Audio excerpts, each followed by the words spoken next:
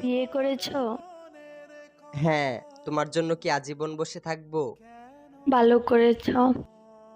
বিয়ে তো করারই ছিল। একটা ছবি দিতে পারো? কিসের ছবি? ওই মানুষটা, যে মানুষটার সাথে বিয়ে হয়েছে। না না, তোমার নজর লেগে যাবে।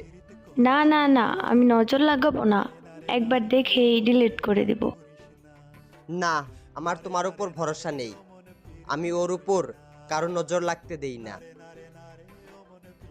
তোমাকে আমার কসম, যদি আমাকে কোনোদিন ভালোবেসে থাকো তাহলে তার ছবি দাও।